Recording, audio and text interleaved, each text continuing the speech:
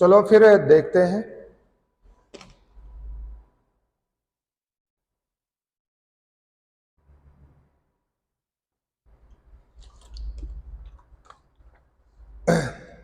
चलिए थोड़ा सा मेटल और नॉन मेटल के बारे में डिस्कस करते हैं। क्वेश्चन डिस्कशन करने से पहले हम मेटल और नॉन मेटल के बारे में डिस्कस करते हैं। अगर देखो जो मेटल्स है ना, मेटल्स उसके नाम में उसकी प्रॉपर्टी है, पता है। एम का मतलब होता है मेलिएबिलिटी। मेलिएबल का मतलब क्या हुआ? थिन शीट में मेटल्स को कन्वर्ट कर सकते हैं, पहला पॉइंट। ई का मतलब होता है इलास्टिक। इनके पास इलास्टिक बिहेवियर होता है, इसको मोड़ मार सकते हैं हम। और ई का मतलब होता है इलेक्ट्रॉन डोनर। जो मेटल्स होते हैं ना, ये इलेक्ट्रॉन को देते हैं। किसको देंगे? नॉन मेटल्स को देंगे। जिसको इलेक्ट्रॉन्स की जरूरत होगी उसको जो है ये इलेक्ट्रॉन्स देंगे, इसलिए मेटल्स को हम इलेक्ट्रॉन डोनर भी बोलते हैं। और ई का मतलब होता है इलेक्ट्रिसिटी कंडक्टर। क्या होता है? Electricity conductor. ठीक, इसका मतलब मेटल्स में इलेक्ट्रिसिटी का कंडक्शन होता है। अगर आयरन है, अगर तुम उसमें लगाओगे तो इसमें करंट फ्लो होगी, क्योंकि इसमें फ्री इलेक्ट्रॉन्स होते हैं। टी का मतलब होता है टेंसाइल एंड स्ट्रेंथ, मतलब मजबूत होते हैं। और ए का मतलब होता है दे कैन फॉर्म एलॉय। क्या बना सकते हैं? एलॉय। एलॉय का मतलब mixture of more than 2 metals. जैसे कॉपर एंड जिंक, ब्रॉन्ज बनेगा। क्या बनेगा? ब्रॉन्ज। ठीक है ना? तो ये एलॉय तुम्हें याद रखने हैं, और कुछ एलॉय मैं आपको लिखा दूंगा, उसको भी याद करना है। वीडियो स्टार्ट है। और एल का मतलब लश्रस, मीन्स शाइनी होते हैं। ठीक है। और अगर हम बात करें एस का मतलब sonorous, they can produce sound. और एस का मतलब mostly metals are solid except mercury. बताया था, मरकरी जो होता है रूम टेम्परेचर पे लिक्विड होता है। इसी टाइप के क्वेश्चन तो आते हैं वहां पे, देखा पेपर कभी? तुमने भी दिया है। ठीक, तो ऐसे ही इसकी जो उल्टी प्रॉपर्टी होगी नॉन मेटल्स की होंगी। नॉन मेटल्स या तो सॉलिड होंगे या तो कैसे होंगे? गैस होंगे। लेकिन एक नॉन मेटल ऐसा है, उसका नाम है ब्रोमीन, जो कि लिक्विड है रूम टेम्परेचर पे। तो क्वेश्चन हम देखते हैं एक एक करके। तो अगर हम बात करेंगे रिएक्टिविटी ऑफ मेटल्स की, मैंने बता देना कौन रिएक्टिव मेटल कब है? जब वो किसी के साथ रिएक्शन बहुत तेजी से कर रहा है, वो रिएक्टिविटी ऑफ मेटल से मतलब है। जो बहुत स्लो करेगा वो कम रिएक्टिव है। ठीक, जो किसी के साथ बहुत तेज रिएक्शन कर देगा वो बहुत ज्यादा। जैसे मेटल की रिएक्शन वाटर के साथ कर रहे हैं, हाइड्रोक्साइड बनता है। क्या बनता है? हाइड्रोक्साइड। जल्दी बन गया हाइड्रोक्साइड, जल्दी हाइड्रोजन गैस रिलीज होगी, इसका मतलब क्या हुआ? वो ज्यादा रिएक्टिव है। आराम से जो है गैस का रिलीज हो रहा है, आराम से, बहुत 10 मिनट बाद, 15 मिनट बाद, तो इसका मतलब वो कम रिएक्टिव है। क्या है? कम रिएक्टिव, लेस रिएक्टिव। तो अगर हम बात करें पोटेशियम की, पोटेशियम जो है मोस्ट रिएक्टिव एलिमेंट है, जितना आप 8th क्लास तक पढ़ते हो। ठीक है, तो पोटेशियम की बात करेंगे, सबसे ज्यादा रिएक्टिव एलिमेंट कहलाएगा पोटेशियम। समझ में आ गया? उसके बाद हम बात करेंगे ऐसा कौन सा मेटल है जो रूम टेम्परेचर पे लिक्विड है? मरकरी है। क्या है? मरकरी है। अगर हम देखें ना, तो मोस्ट ऑफ मेटल जो होते हैं वो रूम टेम्परेचर पे सॉलिड होंगे, बट मरकरी एक ऐसा मेटल है जो कि रूम टेम्परेचर पे लिक्विड की तरह बिहेव करेगा। पता है ना, थर्मामीटर में होता है मरकरी का कॉलम राइज होता है। ठीक, जब टेम्परेचर बढ़ेगा तो मरकरी का कॉलम राइज हो जाता है। जब टेम्परेचर कम होगा तो मरकरी का कॉलम कहां आ जाएगा? डाउन आ जाएगा। ठीक है, अगला क्वेश्चन चलते हैं। नॉन मेटल्स आर, देखो नॉन मेटल लिक्विड तो होते नहीं है, जैसे कार्बन है, कार्बन लिक्विड थोड़ी है, गैस है, सॉलिड फॉर्म में मिलता है। दिक्कत है coal is a source of carbon, है नहीं है? कोल कार्बन तो उसमें। और अगर लिक्विड नहीं होते, या तो गैस होंगे या तो क्या होंगे? सॉलिड होंगे। ऑप्शन नंबर जा रहा है मेरा कौन सा? सी। तो जो नॉन मेटल्स होते हैं वो या तो सॉलिड हो सकते हैं या तो गैस हो सकते हैं। बात समझ में आ गया? Next question, metal which is stored in kerosene, किसको रख सकते हैं? सोडियम को। बाकी सब रिएक्शन करते हैं केरोसिन के साथ। सोडियम एक ऐसा मेटल है जो कि केरोसिन के साथ उसको आसानी से हम उसको रख सकते हैं, ठीक, तो रिएक्शन नहीं करेगा। समझ में आ गया? तो ये हमारे 4 क्वेश्चन हो गए। इन्हीं में से पेपर में कभी ना कभी आया है, पता है ना? जैसे ये क्वेश्चन बहुत इंपॉर्टेंट है, पेपर में आता है, 6th क्लास में भी आता है ये वाला। तो समझ में आ गया? अगर हम बात करेंगे क्वेश्चन नंबर 5 की, सारे के सारे जो नॉन मेटल्स होते हैं वो या तो क्या होंगे?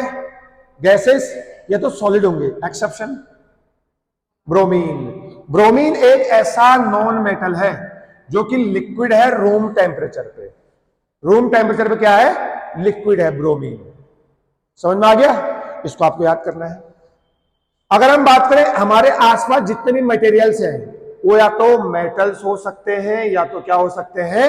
Non metals. अब नॉन मेटल एसिड बेस थोड़ी होते हैं, हाँ, इनकी कुछ प्रॉपर्टी हो सकती है। एलिमेंट्स और कंपाउंड, एलिमेंट्स और कंपाउंड्स, हमारे आसपास एलिमेंट्स कंपाउंड जरूरी थोड़ी कि दिख हमेशा दिखे, लेकिन मेटल और नॉन मेटल सब जगह है। लोहा है तो मेटल है, कार्बन डाइऑक्साइड है, कार्बन एंड ऑक्सीजन से मिलकर बना है तो नॉन मेटेलिक ऑक्साइड है। समझ में आ गया? तो ये सारी चीजें जो है ना तुमने याद करनी है। समझ में आ गया? कोई दिक्कत तो नहीं है? चलिए अगला है, मैंने आपको बताया सारे मेटल क्या होते हैं? सॉलिड, एक्सेप्ट किसको छोड़ के? मरकरी। मरकरी कैसा होगा? Liquid at room temperature. बात समझ में आई? तो मरकरी जो है रूम टेम्परेचर पे लिक्विड कहलाएगा। 2 बार आ गया ना क्वेश्चन है? अच्छा उल्टा पूछ रहा है, देखो क्वेश्चन पूछने का, क्वेश्चन का आंसर सेम है बट तरीका अलग अलग है। समझ में आया? अगला, metallic oxides are basic in nature, होते हैं। ऐसा क्यों होता है? जैसे मान लिया सोडियम की रिएक्शन कर दी आपने ऑक्सीजन के साथ, क्या बनेगा? Sodium oxide. अब अगर उस सोडियम ऑक्साइड जो है वो बेसिक है नेचर में, कैसा नेचर में है? बेसिक। ऐसा इसलिए हुआ, अगर सोडियम ऑक्साइड की रिएक्शन आप अगर वाटर के साथ करोगे ना तो हाइड्रोक्साइड बनता है। क्या बनता है? हाइड्रोक्साइड, सोडियम हाइड्रोक्साइड, जो एक बेस होता है। क्या होता है? बेस। ऐसे ही नॉन मेटल है, नॉन मेटल के ऑक्साइड एसिडिक होते हैं। क्या होते हैं? एसिडिक। क्योंकि वो जैसे कार्बन है, कार्बन की रिएक्शन ऑक्सीजन के साथ करो क्या बनेगा? CO2। CO2 जो है ना वो एसिडिक इन नेचर। क्यों? क्योंकि CO2 वाटर के साथ रिएक्शन करके एसिड बनाता है। क्या बनाता है? एसिड बनाता है। बात समझ में आई? पक्का? चलिए देखो, ऐसा कौन सा मेटल है जिसको हम काटेंगे तो वो 2 पार्ट में डिवाइड हो जाएगा या आसानी से उसको काट सकते हैं? एक तो पोटेशियम है, दूसरा सोडियम है। देखो आज से पहले आपने सोडियम जनरल सबको पता होता है सोडियम है, बट पोटेशियम को भी जो है हम उसको नाइफ से काट सकते हैं। तो सोडियम एंड पोटेशियम जो है उसको चाकू से काट सकते हैं। मरकरी क्यों नहीं हुआ? खुद में लिक्विड है। ब्रोमीन खुद में लिक्विड है। पोटेशियम होता है लेकिन पहले ऑप्शन में दोनों आंसर मिल रहे हैं। समझ में आ गया क्या? कोई प्रॉब्लम बेटा? पक्का? तो ऐसे क्वेश्चनों को याद करने पड़ते हैं जो कि पेपर में आते हैं। अगर हम बात करेंगे नेक्स्ट क्वेश्चन की, नॉन मेटल जो है वाटर के साथ रिएक्शन करता है क्या? नहीं करता है, सिर्फ और सिर्फ मेटल करता है। अगर मेटल वाटर के साथ रिएक्शन करेगा क्या बनेगा? हाइड्रोक्साइड। क्या बनेगा? हाइड्रोक्साइड। लेकिन नॉन मेटल वाटर के साथ रिएक्शन नहीं करता है। इसका मतलब होता है अगर आप रिएक्शन कराना चाहेंगे रिएक्शन ही नहीं होगा। अगर रिएक्शन नहीं होगा तो इसका मतलब कोई प्रोडक्ट नहीं बनेगा। समझ में आ गया? अगर इसका मतलब हाइड्रोजन गैस भी रिलीज नहीं होगी। अरे जनरली मेटल की रिएक्शन वाटर के साथ कराते हैं तो हाइड्रोक्साइड बनता है, साथ में हाइड्रोजन गैस रिलीज हो जाती है। नॉन मेटल में ऐसा कुछ नहीं होगा। तो इसका मतलब होता है डू नॉट, क्या बोलेंगे इसको? रिएक्ट बोलेंगे। समझ में आ गया? अब ना देखो, नॉन मेटल को वाटर के साथ स्टोर कर सकते हैं? नहीं कर सकते। बोल रहा है non metal can be stored in water. कौन सा वाला? फॉस्फोरस। कर सकते हैं ना, स्टोर इसलिए कर सकते हैं क्योंकि वो रिएक्शन ही नहीं करता है। अगर आप सोडियम को रिएक्शन कराओगे, सोडियम को आप स्टोर करोगे वाटर में तो रिएक्शन कर देगा सोडियम हाइड्रोक्साइड। अगर आप पोटेशियम को स्टोर करोगे तो रिएक्शन हो जाएगा पोटेशियम हाइड्रोक्साइड, साथ में हाइड्रोजन गैस रिलीज हो जाएगी। तो अब जब आप ढूंढोगे कि मेरा सोडियम कहां गया, वो तो रिएक्शन हो गया है। ऐसे ही अगर कैल्शियम को रिएक्शन करोगे वाटर के साथ, क्या बनेगा? Calcium hydroxide. क्या बनेगा? Calcium hydroxide. साथ में कौन सी गैस रिलीज होती है? हाइड्रोजन। कौन सी गैस रिलीज होती है? यह भी इंपॉर्टेंट है, ठीक। लेकिन फास्फोरस एक ऐसा नॉन मेटल है जिसको मैं आसानी से वाटर के साथ स्टोर कर सकता हूं, कोई रिएक्शन नहीं करेगा। और फास्फोरस के चारों ओर जो है लेयर बन जाएगी, रिएक्शन नहीं करता है। समझ में आ गया? अगला लास्ट क्वेश्चन है,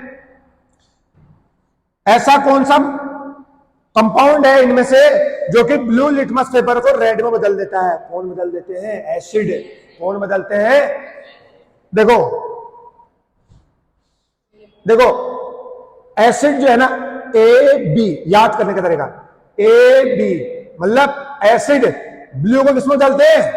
रेड में। Simple, A B R. A B R, A से एसिड, बी से ब्लू, आर से रेड। इसका मतलब है एसिड जो होता है वो ब्लू लिटमस पेपर को किसमें बदलेगा? रेड में बदलेगा। अरे ए भी तो याद कर सकते हो, एसिड ब्लू को रेड में बदलता है और बेस रेड को ब्लू में बदलेंगे। एक याद करो, दूसरा तो ऐसे याद हो जाएगा ना। तो ये ट्रिक है, A B R, A B R, A B याद कर लो बस। एसिड ब्लू को किसमें बदलता है? रेड में। अरे एक पेपर ना, पेपर लिटमस पेपर बहुत पतला होता है, किस कलर का? ब्लू कलर का। उसमें आप एसिड डालोगे ना, सिरका डालोगे तो वो रेड में बदलेगा। हालांकि लाल नहीं होगा, हल्का सा रेडिश अपीयरेंस आएगा। तो समझ जाना क्या डाल दिया मैंने? एसिड। अगर ब्लू रेड में बदलेगा तो बेस। और बताओ कौन सा ऐसा एसिड है यहां पर? बाकी सब बेस है, बेकिंग सोडा बेस है, सोप साबुन बेस है, ग्रीस ये भी बेस है, लुब्रिकेंट ग्रीस। समझ में आ गया? तो ये हमारे क्वेश्चंस हैं। मैंने क्लास में भी बोला था, देखो अगर कमांड होती मैथ्स में पूरी तो पूरे नंबर आते, बताया है ना। साइंस में तुमने याद किया, मैंने पहले बता दिया, साइंस एक लर्निंग सब्जेक्ट है। जितना ज्यादा पढ़ोगे उतना ज्यादा चीजें समझ में आएगा। एक बार पढ़ोगे चीजें पता चलेंगी, हाँ ये भी चीजें होती हैं। 2 बार पढ़ोगे, 3 बार पढ़ोगे, 4 बार पढ़ोगे, 5, 6, 7, 8, 10, 20 बार पढ़ोगे तो वो चीज अपने आप याद हो जाएगी। इसलिए तुम्हारे 24 क्वेश्चन सही हुए थे। समझ में आ गया? ऐसे मैथ्स है, प्रैक्टिस कम हुई इसका मतलब है क्वेश्चन सॉल्यूशन होगा, लेकिन it may take time. Simple, हम लोगों ने 1 मिनट में एक क्वेश्चन करना है, कर रहे हैं ना, 1 मिनट में एक क्वेश्चन करना है। इसका मतलब है प्रैक्टिस ये पहले बहुत सारी, तब जाके वो एग्जाम में जाके क्लिक करेगा। ऐसे इंग्लिश है, ऐसे जीएस है।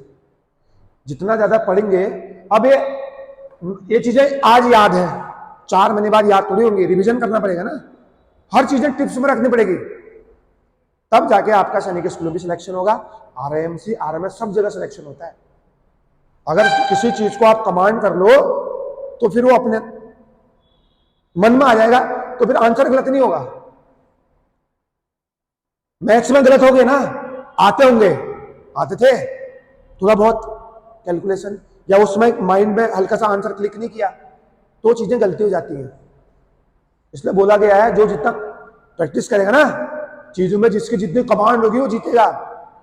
सिंपल सा फंडा है, पढ़ना पड़ता है घर जाके भी, ठीक। 2, 3, 4 बार नहीं, 15, 20, 30 बार पढ़ो साइंस को, मैथ्स को, रीजनिंग को, तब जाइए एक क्वेश्चन गलत नहीं होगा, ठीक। बाकी हम मिलते हैं अगले लेक्चर में, ठीक है। Thank you.